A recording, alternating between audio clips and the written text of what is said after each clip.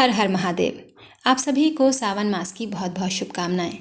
सावन के महीने में एकमात्र भगवान शिव की ही आराधना नहीं की जाती, अपितु शिव परिवार का भी पूरे विधि विधान से पूजन किया जाता है। हमारे हिंदू धर्म में शिव परिवार को पारिवारिक सद्भाव, आदर्श जीवन और विपरीत परिस्थितियों में संतुलन का सबसे बड़ा प्रतीक माना जाता है। यह विभिन्नताओं के बीच एकता और शांतिपूर्ण का सहअस्तित्व की सीख देता है। शिव परिवार, जिसमें भगवान शिव, माता पार्वती, भगवान गणेश, कार्तिकेय जी और नंदी जी शामिल हैं। जहां शिव जी का वाहन नंदी और माता पार्वती का वाहन सिंह है, जो प्राकृतिक रूप से एक दूसरे के विरोधी हैं, फिर भी शिव परिवार में उनके बीच पूर्ण शांति और प्रेम रहता है। भगवान गणेश, जो कि बुद्धि के प्रतीक हैं, और कार्तिकेय, वीरता के प्रतीक, के वाहन क्रमशः मूषक और मयूर हैं। मोर का आहार सांप है, जिसे भगवान शिव जी गले में धारण करते हैं। लेकिन परिवार में सभी विरोधी तत्व आपसी प्रेम से रहते हैं। भगवान शिव परम वैरागी होते हुए भी एक आदर्श गृहस्थ और जिम्मेदार पिता और पति की भूमिका निभाते हैं। यह इस बात का प्रमाण है कि आध्यात्मिक ऊंचाइयों पर पहुंचकर भी पारिवारिक कर्तव्यों को निभाया जा सकता है। घर में शिव परिवार की मूर्ति या तस्वीर रखने से आपसी मनमुटाव दूर होता है और घर का माहौल शांत व सकारात्मक रहता है। यह परिवार हमें सिखाता है कि परिवार के सदस्यों के विचार, स्वभाव अलग होने पर भी हम प्रेम और सम्मान से एकजुट रह सकते हैं। इनकी संयुक्त पूजा से जीवन की रुकावटें दूर होती हैं और ज्ञान, शक्ति व समृद्धि की प्राप्ति होती है। शिव परिवार हिंदू धर्म में आदर्श परिवार, त्याग, प्रेम और संतुलन का प्रतीक माना जाता है। तो सभी हाथ जोड़ के बोलिए प्रेम से हर हर महादेव। बिना देरी किए हुए सुनते हैं भगवान शिव और उनके परिवार से जुड़ी एक दिव्य कथा। बहुत समय पहले कैलाश पर्वत पर भगवान शिव गहरी समाधि में लीन थे। चारों ओर अद्भुत शांति थी। हिमालय पर ठंडी ठंडी हवाएं बह रही थीं। देवता, ऋषि, सिद्धजन दूर से भगवान शिव के दर्शन कर स्वयं को धन्य मान रहे थे। उधर माता पार्वती अपने प्रभु के समीप बैठी संसार के लोगों के बारे में सोच रही थीं। वे देख रही थीं कि पृथ्वी पर अनेक परिवार दुखों से घिरे हुए हैं। कहीं पति पत्नी में आपसी झगड़े हैं, तो कहीं माता पिता और संतानों के बीच गहरी दूरी है। कहीं भाई बहन आपस में क्रोध के कारण झगड़ रहे हैं। धन तो बढ़ रहा है, लेकिन प्रेम और अपनापन कम होता जा रहा है। माता पार्वती का हृदय करुणा से भर उठा। उन्होंने भगवान शिव से विनम्र निवेदन किया कि हे महादेव, आप तो जगत के पालनहार और भोलेनाथ हैं। आपके भक्त अनेक प्रकार से दुखों से पीड़ित हैं। क्या ऐसा कोई सरल उपाय नहीं है जिससे हर परिवार में सुख, शांति, प्रेम और समृद्धि स्थापित हो सके? भगवान शिव ने धीरे धीरे अपनी समाधि खोली। उनके मुख पर दिव्य मुस्कान थी। उन्होंने माता पार्वती की ओर प्रेम से देखा और कहा, देवी, समय आने पर मैं ऐसा रहस्य बताऊंगा जिसे जानकर प्रत्येक परिवार का कल्याण होगा। जो भक्त सावन के पवित्र महीने में पूरे शिव परिवार की श्रद्धा से पूजा करेगा, उसके घर में कभी भी प्रेम और सौभाग्य की कमी नहीं होगी। इतने में वीणा की मधुर ध्वनि के साथ देवर्षि नारद कैलाश पर पधारे। उन्होंने भगवान शिव और माता पार्वती को दंडवत प्रणाम किया और बोले, हे प्रभु, पृथ्वी पर कलयुग का प्रभाव दिन प्रतिदिन बढ़ता ही जा रहा है। लोग अपने ही परिवार से दूर होते जा रहे हैं। रिश्तों में विश्वास कम हो रहा है। कृपया करके ऐसा मार्ग बताइए जिससे परिवार फिर से प्रेम, एकता और धर्म के मार्ग पर चल सके। देवर्षि नारद की बात सुनकर भगवान शिव कुछ क्षण शांत रहे। फिर उन्होंने गंभीर स्वर में कहा, देवर्षि, इसका उत्तर सावन के पवित्र महीने में छुपा हुआ है। इसी महीने में संसार को परिवार की शक्ति और एकता का ऐसा संदेश दूंगा जो युगों युगों तक मानव जीवन का मार्गदर्शन करेगा। भगवान शिव की यह बात सुनकर माता पार्वती, भगवान गणेश और भगवान कार्तिकेय भी आश्चर्यचकित रह गए। वे भी जानना चाहते थे कि आखिर वह कौन सा दिव्य रहस्य है जिसे स्वयं महाद्री प्रकट करने वाले हैं। कैलाश पर्वत पर उस दिन का वातावरण पहले से भी अधिक दिव्य हो गया था। कुछ समय पश्चात माता पार्वती ने अत्यंत विनम्र भाव से भगवान शिव से कहा, हे प्रभु, यदि आपकी आज्ञा हो तो हम भी इस रहस्य को जानना चाहते हैं, ताकि हम भी आपके भक्तों का कल्याण कर सकें। भगवान शिव मंद मंद मुस्कुरा रहे थे और बोले, देवी, इस रहस्य की शुरुआत तुम्हारी तपस्या से होती है। यदि तुम्हारा अटूट प्रेम, विश्वास और समर्पण न होता तो संसार कभी भी यह जान नहीं पाता कि परिवार की शक्ति क्या होती है।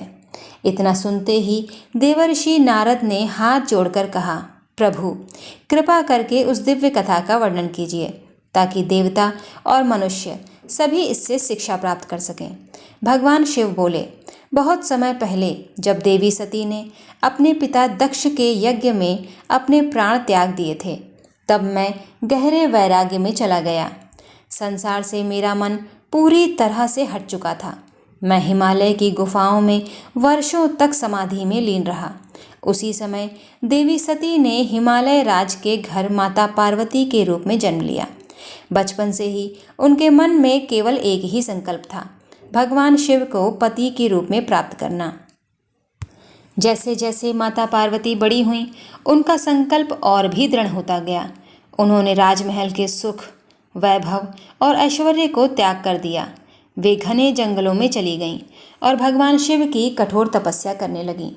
कई वर्षों तक उन्होंने केवल फल खाए, फिर उन्होंने फलों को भी छोड़ दिया। कुछ समय बाद केवल पत्तों पर जीवन बिताया। अंत में उन्होंने पत्तों का भी त्याग कर दिया। इसी कारण उनका एक नाम अपन्ना भी पड़ा। सूर्य की तपती धूप हो, वर्षा की मूसलाधार बौछार हो या कड़ाके की ठंड, माता पार्वती अपनी तपस्या से कभी भी विचलित नहीं हुई। उनका मन केवल भगवान शिव के चरणों में लगा रहा। देवता भी उनकी कठोर तपस्या देखकर आश्चर्यचकित रह गए। ऋषि मुनि उनकी भक्ति की प्रशंसा करते थे। स्वयं ब्रह्मा और भगवान विष्णु भी जानते थे कि ऐसा अटूट प्रेम और समर्पण संसार में बहुत दुर्लभ है। भगवान शिव सब कुछ देख रहे थे। वे जानते थे कि माता पार्वती की भक्ति केवल उन्हें पाने की ही नहीं, अपितु संपूर्ण संसार के कल्याण के लिए भी है। तब भगवान शिव ने एक वृद्ध ब्राह्मण का रूप धारण किया और माता पार्वती की परीक्षा लेने के लिए उनके समक्ष पहुँचे। वृद्ध ब्राह्मण ने मुस्कुराकर कहा, पुत्री, तुम किसके लिए इतनी कठोर तपस्या कर रही हो? माता पार्वती ने विनम्रता से उत्तर दिया, मैं भगवान शिव को अपने पति के रूप में प्राप्त करना चाहती हूँ। यह सुनकर वृद्ध ब्राह्मण बोले, शिव, वे तो भस्म धारण करते हैं, गले में सर्प पहनते हैं, शमशान में रहते हैं। ऐसे योगी को पति बनाकर तुम्हें क्या मिलेगा? यह सुनते ही माता पार्वती का चेहरा गंभीर हो गया। उन्होंने दृढ़ स्वर में कहा, महादेव, जैसे हैं वैसे ही मेरे लिए पूर्ण हैं। उनका अपमान मैं कभी भी सहन नहीं कर सकती। यदि मुझे जन्मों जन्मों तक भगवान की तपस्या करनी पड़ी तो भी मैं केवल भगवान शिव को ही अपना पति मानूंगी। माता पार्वती के अटूट प्रेम और अडिग विश्वास को देखकर भगवान शिव अत्यंत प्रसन्न हो गए। अगले ही क्षण उन्होंने अपना वास्तविक स्वरूप माता पार्वती के समक्ष प्रकट कर दिया। उनके दर्शन करते ही पूरा वन हर हर महादेव के जयघोष से गूंज उठा। देवताओं ने आकाश से पुष्पों की वर्षा प्रारंभ कर दी। जैसे ही भगवान शिव ने अपना वास्तविक दिव्य स्वरूप प्रकट किया, माता पार्वती की वर्षों की कठोर तपस्या सफल हो गई। उनके नेत्रों से आनंद के आंसू बहने लगे। उन्होंने भगवान शिव के चरणों में प्रणाम किया। भगवान शिव ने माता पार्वती को उठाकर कहा, देवी, तुम्हारी अटूट भक्ति, धैर्य और समर्पण ने मुझे अत्यंत प्रसन्न किया है। आज से तुम केवल मेरी अर्धांगिनी ही नहीं, बल्कि समस्त जगत की जगदम्बा कहलाओगी। भगवान शिव के इन वचनों से संपूर्ण ब्रह्मांड आनंद से भर उठा। देवताओं ने शंखनाद किया, ऋषि मुनियों ने वैदिक मंत्रों का उच्चारण किया और आकाश से पुष्पों की वर्षा होने लगी। हिमालय राज माता मैना को जब यह शुभ समाचार मिला तो उनका हृदय प्रसन्नता से भर गया। शीघ्र ही भगवान शिव और माता पार्वती के दिव्य विवाह की तैयारियां शुरू हो गईं। विवाह का दिन आया। भगवान शिव अपने गणों के साथ बारात लेकर हिमालय पहुँचे। उनके साथ नंदी, भूत, प्रेत, योगी, सिद्ध, गंधर्व और अनेक दिव्य गण थे। भगवान शिव के शरीर पर भस्म लगी थी, गले में सर्प सुशोभित थे और जटाओं में माँ गंगा विराजमान थीं। जब माता मैना ने यह अद्भुत बारात देखी तो वे कुछ क्षणों के लिए चिंतित हो गईं। उन्हें लगा कि उनकी पुत्री इतनी सुंदर और सुकुमार है, जबकि वर का रूप अत्यंत विरक्त और अलौकिक है। तभी भगवान विष्णु ने मुस्कुराकर कहा, माता, आप जिस स्वरूप को देख रही हैं वह केवल भगवान शिव का वैराग्य रूप है। वे स्वयं सृष्टि के महादेव हैं। इसके बाद भगवान शिव ने अपना दिव्य, मनोहर और तेजस्वी स्वरूप प्रकट किया। उनका अलौकिक रूप देखकर माता वैदिक मंत्रों और देवताओं की उपस्थिति में भगवान शिव और माता पार्वती का दिव्य विवाह संपन्न हुआ। यह केवल दो आत्माओं का मिलन नहीं था, बल्कि शक्ति और शिव, प्रकृति और पुरुष, करुणा और वैराग्य का पवित्र संगम था। विवाह के बाद माता पार्वती कैलाश पर्वत पर पहुंची। अब कैलाश केवल भगवान शिव का ही नहीं, अपितु एक आदर्श परिवार का स्वरूप बन गया था। कुछ समय पश्चात भगवान गणेश का अवतार हुआ। वे बुद्धि, विवेक और शुभारंभ के देवता बने। फिर भगवान कार्तिकेय का अवतार हुआ, जिन्होंने देवताओं के सेनापति बनकर धर्म की रक्षा का संकल्प लिया। भगवान शिव, माता पार्वती, भगवान गणेश और भगवान कार्तिकेय, इन चारों ने मिलकर संसार को यह संदेश दिया कि जहाँ परिवार में प्रेम, सम्मान, त्याग और विश्वास होता है, वहीं सच्चा सुख और समृद्धि निवास करती है। इसी कारण ऋषि मुनियों ने कहा कि सावन के पवित्र महीने में केवल भगवान शिव की ही नहीं, बल्कि पूरे शिव परिवार की पूजा करनी चाहिए। जो भक्त पूरे परिवार की आराधना करता है, उसके घर में प्रेम, एकता, बुद्धि, साहस और सुख समृद्धि का वास रहता है। लेकिन भगवान गणेश प्रथम पूज्य कैसे बने और भगवान कार्तिकेय को देवताओं का सेनापति बनने का सौभाग्य कैसे मिला?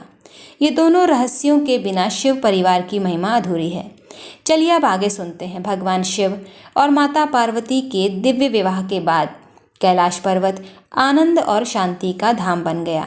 समय बीतने के साथ माता पार्वती ने एक सुंदर बालक को जन्म दिया, जिसका नाम गणेश रखा गया। बालक गणेश बचपन से ही अत्यंत बुद्धिमान, विनम्र और माता पार्वती के आज्ञाकारी थे। एक दिन माता पार्वती स्नान करने जा रही थीं। उन्होंने भगवान गणेश से कहा, पुत्र, जब तक मैं बाहर ना आ जाऊं, किसी को भीतर प्रवेश करने मत देना। भगवान गणेश ने माता की आज्ञा को अपने जीवन का धर्म मान लिया और द्वार पर पहरा देने लगे। उसी समय भगवान शिव वहां पहुंचे और भीतर जाने लगे। भगवान गणेश ने विनम्रता से कहा, क्षमा कीजिए प्रभु, माता की आज्ञा के बिना मैं किसी को भी अंदर जाने नहीं दे सकता। भगवान शिव ने समझाया, मैं इस घर का स्वामी हूँ। लेकिन भगवान गणेश ने उत्तर दिया, मेरे लिए इस समय सबसे बड़ा धर्म माता की आज्ञा का पालन करना है। इसके बाद जो हुआ वह पूरे ब्रह्मांड को ज्ञात है। भगवान शिव और गणेश जी के बीच संघर्ष हुआ और क्रोध में भगवान शिव ने अपने त्रिशूल से गणेश जी का सर अलग कर दिया। जब माता पार्वती बाहर आईं और अपने पुत्र की यह अवस्था देखी तो उनका क्रोध प्रचंड हो उठा। उन्होंने समस्त सृष्टि के विनाश का संकल्प ले लिया। देवता भयभीत हो गए। तब भगवान शिव को अपनी भूल का एहसास हुआ। उन्होंने तुरंत अपने गणों को आदेश दिया कि उत्तर दिशा की ओर सबसे पहले जिस प्राणी का सर मिले उसे लेकर आओ। गणों को सबसे पहले एक हाथी का शिशु मिला। उसका सर लाकर भगवान शिव ने भगवान गणेश के शरीर पर स्थापित किया और उन्हें पुनर्जीवित कर दिया। भगवान शिव ने प्रेम पूर्वक कहा, पुत्र गणेश, आज से तुम समस्त देवताओं में प्रथम पूज्य कहलाओगे। किसी भी शुभ कार्यों की शुरुआत तुम्हारी पूजा के बिना पूर्ण नहीं होगी।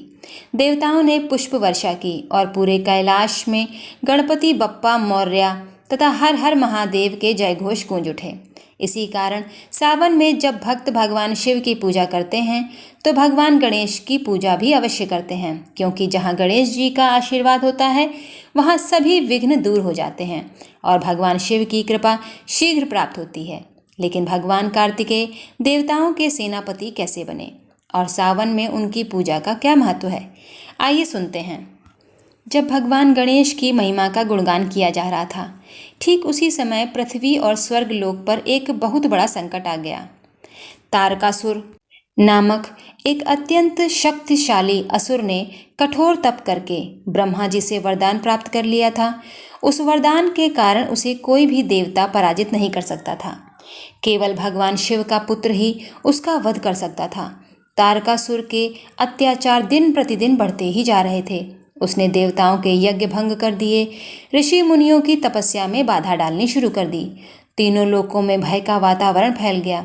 सभी देवता भगवान शिव और माता पार्वती के पास कैलाश पर्वत पर पहुंचे। उन्होंने हाथ जोड़कर प्रार्थना की कि हे महादेव, हमारी रक्षा कीजिए। अब केवल आपका पुत्र ही इस अधर्म का अंत कर सकता है।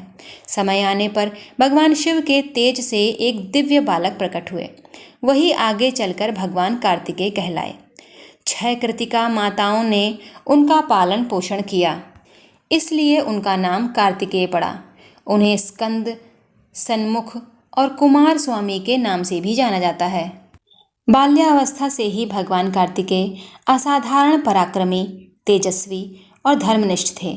उन्होंने अल्प समय में सभी दिव्य अस्त्र शस्त्रों का ज्ञान प्राप्त कर लिया था। भगवान शिव ने उन्हें अपना दिव्य शक्तिशाली भाला प्रदान किया और आशीर्वाद देते हुए कहा, पुत्र, अब धर्म की रक्षा का समय आ गया है। भगवान कार्तिकेय देवताओं की विशाल सेना का नेतृत्व करते हुए युद्ध भूमि में पहुंचे। कई दिनों तक भीषण युद्ध हुआ। अंत में भगवान कार्तिकेय ने अपने दिव्य शस्त्र से तारकासुर का वध कर दिया। उसके अंत होते ही देवताओं ने राहत की सांस ली और तीनों लोकों में फिर से शांति स्थापित हो गई। देवताओं ने प्रसन्न होकर भगवान कार्तिकेय को देव सेनापति की उपाधि दी। भगवान शिव ने तब संसार को एक महान संदेश दिया। उन्होंने कहा, जिस परिवार में गणेश जैसी बुद्धि, कार्तिकेय जैसा साहस, पार्वती जैसी करुणा और त्याग तथा शिव जैसा धैर्य और वैराग्य हो, उस परिवार को कोई भी संकट कभी पराजित नहीं कर सकता। इसी कारण सावन के पवित्र महीने में पूरे शिव परिवार की पूजा करने का विधान बताया गया है। भगवान गणेश विघ्नों को दूर करते हैं। भगवान कार्तिकेय साहस और विजय का आशीर्वाद देते हैं। माता पार्वती सौभाग्य और सुख प्रदान करती हैं और भगवान शिव अपने भक्तों के सभी कष्ट हर लेते हैं। लेकिन क्या केवल पूजा करने से ही भगवान शिव प्रसन्न हो जाते हैं, या फिर सावन में कुछ ऐसे विशेष नियम भी हैं जिनका पालन करने से शिव परिवार की असीम कृपा प्राप्त होती है? भगवान कार्तिकेय के देव सेनापति बनने के बाद देवर्षि नारद ने भगवान शिव से हाथ जोड़कर पूछा, हे महादेव, यदि कोई भक्त सावन के महीने में पूरे शिव परिवार की पूजा करना चाहे तो उसे सबसे अधिक किस बात का ध्यान रखना चाहिए? भगवान शिव मुस्कुराए और बोले, देवर्षि, मुझे धन, सोना या महंगे उपहारों की आवश्यकता नहीं है। मैं तो केवल अपने भक्त की सच्ची श्रद्धा, निर्मल मन और निष्कपट भक्ति से ही प्रसन्न हो जाता हूँ। इतना कहकर भगवान शिव ने एक निर्धन भक्त की कथा सुनानी शुरू की। बहुत समय पहले एक छोटे से गांव में सोमनाथ नाम का एक गरीब किसान रहता था। उसका परिवार बहुत साधारण था। घर में धन नहीं था, लेकिन भगवान शिव के प्रति उसकी अटूट श्रद्धा थी। उसकी पत्नी भी प्रतिदिन माता पार्वती का स्मरण करती थी और उनके दोनों बच्चे भगवान गणेश तथा भगवान कार्तिकेय की आराधना करते थे। सावन का महीना आया। पूरे गांव में बड़े बड़े अभिषेक हो रहे थे। लोग दूध, दही, घी और अनेक प्रकार की पूजा सामग्री लेकर मंदिर पहुंच रहे थे। सोमनाथ उदास होकर बोला, हे भोलेनाथ, मेरे पास तो आपको चढ़ाने के लिए केवल 1 लोटा जल और कुछ बेलपत्र ही हैं। उसकी पत्नी मुस्कुराई और बोली, स्वामी, भगवान शिव को वस्तुओं का कोई अभाव नहीं है और ना ही उन्हें इन भौतिक चीज़ों से कोई प्रेम है। हम श्रद्धा से पूजा करेंगे, वही सबसे बड़ा अर्पण होगा। अगले सोमवार पूरे परिवार ने प्रातः स्नान किया। मिट्टी के छोटे से दीपक में घी का दीप जलाकर भगवान शिव को जल और बेलपत्र अर्पित किए। माता पार्वती को लाल फूल चढ़ाए। भगवान गणेश को थोड़ा सा गुड़ अर्पित किया और भगवान कार्तिकेय को प्रणाम कर उनसे साहस और सद्बुद्धि की प्रार्थना की। पूजा समाप्त होते ही पूरे परिवार ने एक साथ ओम नमः शिवाय का जाप किया। उनकी आंखों में सच्ची भक्ति थी, लेकिन मन में किसी प्रकार का कोई दिखावा नहीं था। उसी रात भगवान शिव और माता पार्वती साधु साध्वी का वेश धारण करके उस निर्धन किसान के घर पहुंचे। उन्होंने भोजन मांगा। घर में केवल थोड़ी सी रोटी और सादा साग था। फिर भी सोमनाथ और उसकी पत्नी ने प्रेम पूर्वक अपना भोजन अतिथियों को परोस दिया। स्वयं वे भूखे ही रहे। साधु के रूप में आए भगवान शिव ने मुस्कुराकर पूछा, तुमने अपना भोजन हमें दे दिया, अब तुम क्या खाओगे? सोमनाथ ने विनम्रता से उत्तर दिया, यदि अतिथि प्रसन्न हो जाए तो वही हमारा सबसे बड़ा भोजन है और सबसे बड़ा पुण्य है। यह सुनते ही भगवान शिव और माता पार्वती अपने दिव्य स्वरूप में प्रकट हो गए। उनके साथ भगवान गणेश और भगवान कार्तिकेय भी विराजमान थे। पूरा घर दिव्य प्रकाश से भर गया। सोमनाथ और उसका परिवार भाव विभोर होकर उनके चरणों में गिर पड़ा। भगवान शिव ने आशीर्वाद देते हुए कहा, आज तुमने हमें यह सिखाया है कि सच्ची भक्ति धन से नहीं बल्कि प्रेम, सेवा और समर्पण से होती है। इसलिए आज से तुम्हारे परिवार में कभी भी अन्न, धन और सुख की कमी नहीं होगी। कुछ ही समय में सोमनाथ का जीवन बदल गया। उसकी खेती लहलहाने लगी, घर में सुख समृद्धि आने लगी और उसका परिवार पूरे गांव के लिए श्रद्धा और भक्ति का उदाहरण बन गया।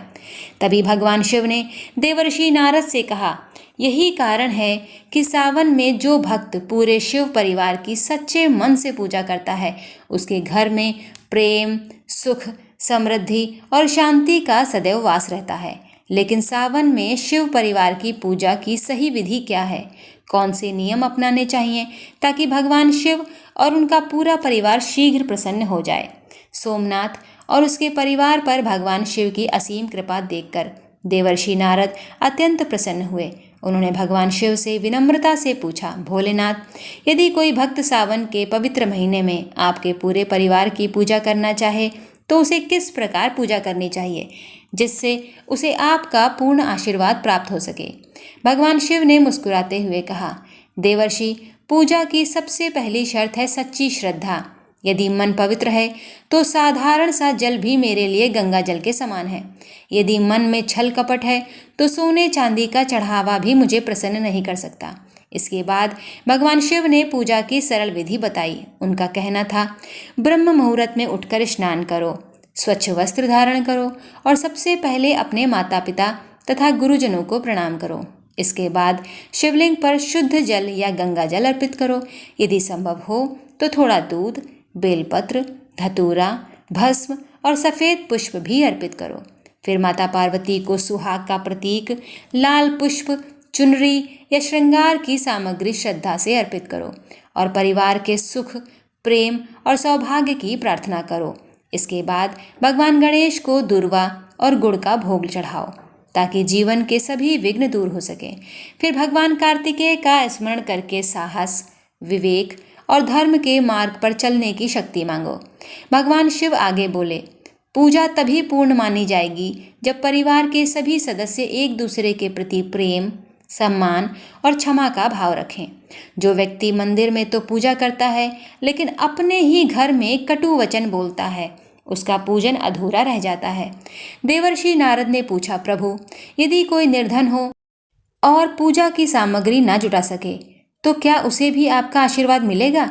भगवान शिव ने उत्तर दिया, निश्चित रूप से। जो भक्त एक लोटा जल, एक बेलपत्र और सच्चे मन से ओम नमः शिवाय का स्मरण करता है वह मुझे उतना ही प्रिय होता है जितना कोई बड़े यज्ञ करने वाला भक्त। इतने में भगवान गणेश ने कहा, जहाँ माता पिता का सम्मान होता है वहाँ मैं बुद्धि और सफलता का आशीर्वाद देता हूँ। भगवान कार्तिकेय बोले, जहाँ साहस और अनुशासन और धर्म का पालन होता है वहाँ मैं विजय का वरदान देता हूँ। माता पार्वती ने कहा, जहाँ परिवार में प्रेम, विश्वास और एकता रहती है वहाँ मेरा अखंड सौभाग्य और सुख हमेशा बना रहता है। अंत में भगवान शिव ने अपने करुणामय हाथ उठाकर कहा, जहाँ मेरा पूरा परिवार एक साथ पूजित होगा वहाँ मैं स्वयं निवास करता हूँ। उस घर से दुख, भय और दरिद्रता धीरे धीरे दूर हो जाती है तथा सुख, शांति और समृद्धि का वास होता है। देवर्षि नारद ने यह दिव्य उपदेश सुनकर भगवान शिव को प्रणाम किया और संकल्प लिया कि वे इस पवित्र संदेश को पूरे संसार में फैलाएंगे ताकि प्रत्येक परिवार शिव परिवार के आदर्शों को अपनाकर सुखी जीवन जी सके। लेकिन इस कथा का सबसे बड़ा संदेश क्या है और सावन में शिव परिवार की पूजा करने वाले भक्तों को भगवान शिव ने कौन सा अमूल्य आशीर्वाद दिया? अब कथा का अंतिम और सबसे महत्वपूर्ण भाग सुनते हैं। देवर्षि नारद ने भगवान शिव के श्री चरणों में प्रणाम किया और कहा, हे महाग्रीव, आज आपने संसार को एक ऐसा मूल्य ज्ञान दिया है जो हर युग में मनुष्य का मार्गदर्शन करेगा। अब कृपा करके इस कथा का अंतिम संदेश भी बताइए। भगवान शिव ने मुस्कुराते हुए कहा, देवर्षि, मनुष्य अक्सर सुख की खोज बाहर करता है, जबकि सच्चा सुख उसके अपने परिवार में ही छिपा होता है। जिस घर में माता पिता का सम्मान होता है, एक दूसरे के प्रति आदर होता है, बच्चे संस्कारों का पालन करते हैं, वहाँ मैं स्वयं अपने पूरे परिवार के साथ निवास करता हूँ। इसके बाद भगवान शिव ने अपने त्रिशूल को आकाश की ओर उठाकर समस्त संसार को आशीर्वाद दिया और कहा, जो भी भक्त सावन के पवित्र महीने में श्रद्धा, भक्ति और निष्कपट मन से मेरे पूरे परिवार की पूजा करेगा, उसके घर में प्रेम, सुख, शांति, समृद्धि और सौभाग्य का वास होगा। उसके जीवन के विघ्न धीरे धीरे समाप्त हो जाएंगे और उसका परिवार सदैव मेरी कृपा में सुरक्षित रहेगा। भगवान शिव के इन दिव्य वचनों को सुनकर देवता, ऋषि, मुनि और देवर्षि नारद भाव विभोर हो गए। पूरा कैलाश पर्वत पर हर हर महादेव का जय घोष गूंज उठा। इसी के साथ ये कथा यहीं समाप्त होती है। यदि आपको ये कथा अच्छी लगी हो तो आप अपने प्रियजनों के साथ साझा कीजिए, कमेंट करिए, मेरी वीडियो को लाइक करिए, शेयर करिए। मेरे चैनल को सब्सक्राइब नहीं किया है तो प्लीज़ सब्सक्राइब कर लीजिए। तब तक के लिए हर हर महादेव।